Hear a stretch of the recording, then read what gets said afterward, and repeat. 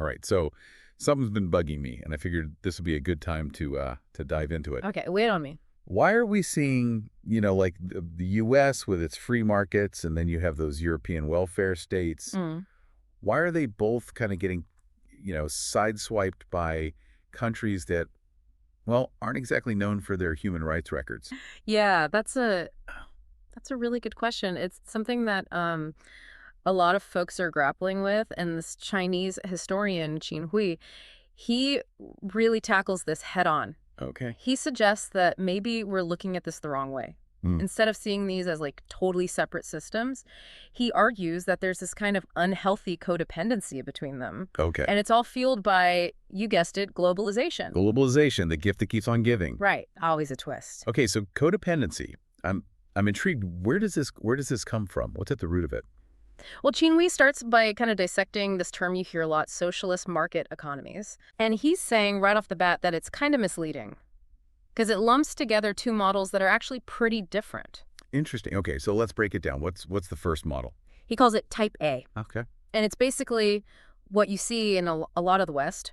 Governments, they've got limited power over the economy itself, but they have this huge GE responsibility to provide welfare, for their citizens. Yeah. Think like high taxes, strong unions, lots of those social safety nets. So the government's role is more about, I guess, setting the stage and then making sure everyone has at least some basic support, Mm. even if they're not, controlling every single economic lever. Yeah, you got it. Okay, so that's type A. What about the flip side? Well, that's type B. And this is where you get countries, well, like China, for example. Okay. Here, the government has massive power, but they have very little responsibility when it comes to, providing for their people. Low wages, worker rights are, well, often suppressed. Minimal safety nets, that's kind of the norm. It's almost like those two models are flipped, right? One's hands-off economically, but really big on providing support. The other is totally hands-on with the economy, but their people are kind of left to fend for themselves. Yeah, that's a great way to put it. And this is where that unhealthy codependency we were talking about really kicks in. Okay, so how does that work? How does globalization, how does it sort of throw a wrench in both of these systems? Well, you can see how, businesses looking for cheaper labor, they're naturally going to be drawn to those type D economies, right? Yeah, makes sense. But the thing is, it impacts those type A countries too. Yeah, how so? Like, as more companies move their operations over to those type B countries, the tax base for all those welfare programs in those type A countries, it shrinks. Right. But at the same time, more people back home need those safety nets because the jobs are disappearing. Yeah. Yeah, so it's like a double whammy. Yeah. Less money coming in, but more need to spend it going out. It's definitely not a sustainable situation. Not at all. But what about those type B countries? Wouldn't globalization, at least benefit their workers? Like more jobs should mean they have more leverage, right? Yeah. Hey everyone, I hope you're enjoying the video so far. If you're finding value in what I'm sharing, make sure to hit that subscribe button to stay updated on all my latest content. And don't forget to tap the notification bell. That way, you'll get a heads up every time a new video drops, so you won't miss a thing. Plus, it really helps the channel grow. So thank you. If you enjoyed this video, please give it a thumbs up and let me know your thoughts in the comments. I love hearing from you. Thanks again for watching, and let's keep growing this amazing community together. You would think so. Right. But Qin Hui, he points out that you've got these other factors in play. He calls them extra economic factors. Okay. And basically it boils down to these governments, they're actually suppressing workers' rights to keep their costs low and stay competitive, So even if, the market forces should be giving workers more bargaining power, the government steps in and prevents it. It's like rigging the game almost. Yeah, and that's where you see that codependency. Type A countries are struggling to maintain their welfare systems as jobs flow outward, while those Type B countries, their economies might be booming, Right. but it comes at the expense of their own people. It's unsettling to think that, these two systems, they seem so different on the surface, but they're both vulnerable to being exploited in this global environment. It is. It's a really unsettling thought. And this brings us to one of Qin Hu's most, I think, thought-provoking arguments. Okay. He says that this whole dynamic, it might be obscuring a much bigger problem than just the classic, capitalism versus socialism debate. So he's saying there's something deeper going on here. He thinks so. He argues that both systems are actually susceptible to something much older and more brutal, the unchecked power of authoritarian states. And globalization, if anything, it's only amplifying that power. Yeah, it's like we always frame the discussion as, free markets versus government control. But maybe the real issue is what happens when any government, regardless of its economic model, Yeah. has too much power without any accountability. You're exactly right. And to kind of illustrate this point, Qin Hui, he uses what he calls the Honecker Parable. The Honecker Parable. Okay, I'm all ears. Okay, so picture this. Imagine if East Germany, instead of collapsing back in the day, had actually embraced a market economy, Okay. but UT kept its authoritarian system in place. So Honecker basically says, come on in, Western capital. But all that, repressive machinery, that stays put. Exactly. Qin Hui suggests that businesses, they would have rushed in. Cheap labor, a government that's eager to please, who wouldn't be tempted? Yeah. It's a chilling thought experiment because it shows how even a seemingly stronger system can get totally undermined by a system that prioritizes growth at any cost. It is. It's a pretty sobering thought. So Yeah. in this scenario, what happens to the West then? It's not a pretty picture. You have Western companies fleeing to this, new East German economic powerhouse. Industries back home are gutted. Unemployment skyrockets, those generous welfare states.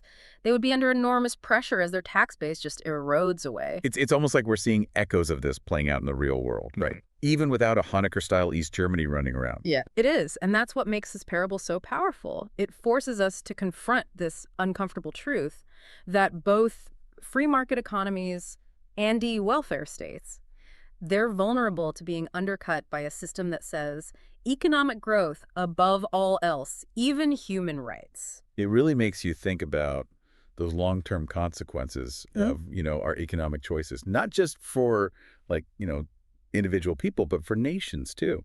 Absolutely. And that's where I think Qin Hui's work is so valuable.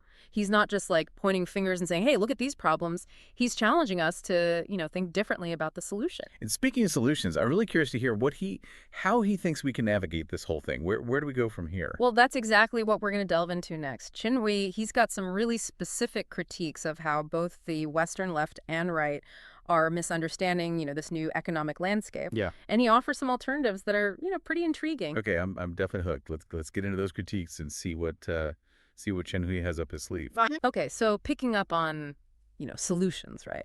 How do we actually get out of this mess? Yeah, how DOE.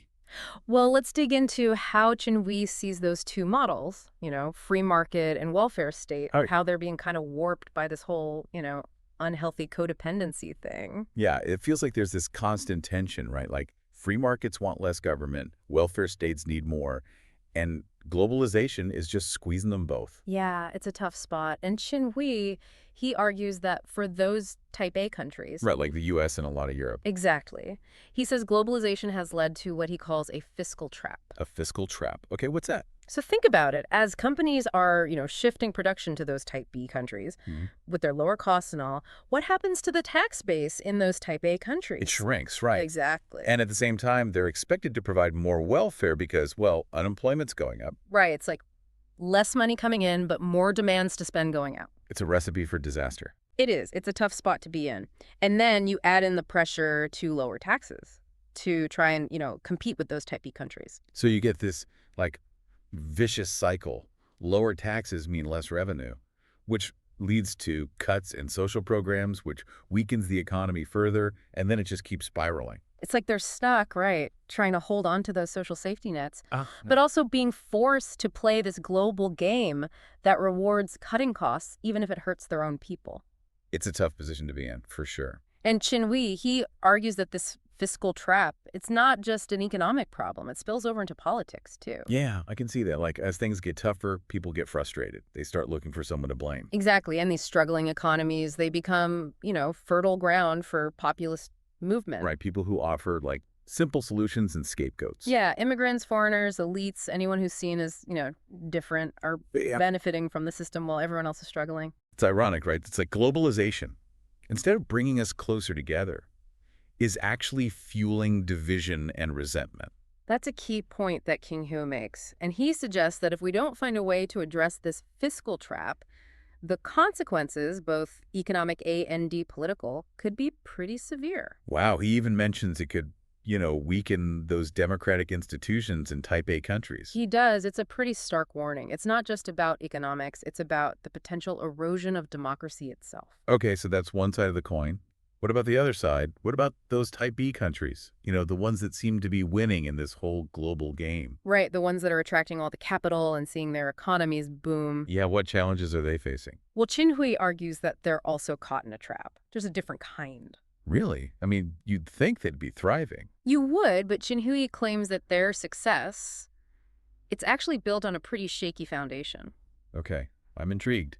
He says it's based on what he calls a low human rights advantage. So they're basically exploiting their own people. Exactly. They keep wages low, attract foreign investment by, suppressing labor rights, having lax environmental regulations, anything to keep those costs down and profits up. So they're selling their own citizens short just to compete in the global market. That's exactly this point. And he argues that it's creating a bunch of problems. Massive inequality, social unrest. He even suggests it could hurt their long-term economic development. But if they're growing so rapidly, shouldn't that eventually benefit everyone? Not necessarily. He says if you're constantly racing to the bottom on wages and environmental standards, you're ultimately limiting your potential. It's a short-sighted strategy. I see. You can only cut corners for so long before it catches up to you. Right, and he argues that true economic development, it needs more than just cheap labor and lax regulations. It needs a commitment to human rights, to social justice, to creating a society where everyone has the opportunity to thrive, not just a select few. So it's not just about the numbers. It's about creating a system that's both economically and socially sustainable. Exactly, and that's what makes Qin Hui's work so interesting. He's not just pointing out the flaws in both systems, he's suggesting there's a different path, a better way forward, one that moves beyond those old ideological battles between, free markets and welfare states. Okay, so what amends that path? What does he propose as the solution? How do we actually get out of this mess? Well, he's realistic. He doesn't offer like a simple 10-step plan or anything. He's Right. actually pretty critical of those who try to apply, easy fixes or just fall back on those old ideological debates. So no magic bullet then. No, not really. But he does lay out some core principles that we need to consider. Kind of listening. First, he says we need to move past this false dichotomy between free markets and welfare states. He suggests that both systems have their strengths and weaknesses, and that we need to be more pragmatic, more willing to experiment, and find what actually works best for each society. So it's not about picking a side, it's about finding a balance. Exactly, and that balance, it'll probably look different in different places, depending on, their history and their circumstances. But Qin Hui argues there are some universal goals we should be aiming for, like ensuring basic human rights and social justice for all citizens. It's about creating an economic system that works for everyone, not just a select few. Exactly, and along with those social goals, Qin Hui also stresses the importance of democratic governance. So any successful economic system needs to be accountable to the people, not just to the elites or the market. Precisely. He's calling for people to have a real voice in shaping their own economic destiny. Okay, so how do we actually get T from where we are now to that kind of system? Well, that's the million-dollar question, isn't it? It is. And Qin Hui doesn't claim to have all the answers. But he does offer a really sharp critique of how both the Western left and right are misinterpreting the dynamics of this new global economy. Okay, now you had to tell me, what are those misinterpretations? Well, Qin Hui, he highlights how both sides, in their own ways, are kind of clinging to these outdated frameworks. And it's preventing us from seeing the true nature of the challenges we're facing. I'm definitely intrigued now. Let's dig into those critiques and see what Qin Hui has to say about how both the left and right are getting it wrong. So we've talked about a lot, like Qin Hui's two types of socialist market economies. Yeah. And that whole unhealthy codependency thing, how that's messing with both free markets and welfare states. Oh, and we touched on his critique of Thomas Piketty, right? Right. He suggests that maybe Piketty's missing how much, authoritarianism is shaping things. And of course, that Honecker Parable really gets you thinking about how these economic powerhouses could pop up in unexpected places. And just totally disrupt everything. Yeah, exactly. It's given us a lot to think about, that's for Right. sure. So the big question, where do we go from here? What does Qin Hui actually, what does he want us to do about all this? Yeah, that's the million-dollar question. Well, if you're hoping for some like, simple 10-step plan, you might be a little disappointed. Okay. He's actually pretty critical of those who, try to offer those easy fixes Right. or just fall back on those same old ideological debates. So no magic bullet solution then. Not really, no, but he does offer some guiding principles, ways to kind of reframe how we think about all this. Okay, I like the sound of that. What are some of those principles? Well, first and foremost, he says we need to, we need a much more nuanced understanding of how economic systems actually work. Okay, so ditch the textbooks and look at the real world. Pretty much, he wants us to remember that power, politics, economics, they're all tangled up together. We can't just look at, like, economic indicators in isolation. Yeah, we have to see the whole picture, right? Yeah. The impact on people, what it's doing to the environment, how political systems are being used. Exactly, and that leads to second point.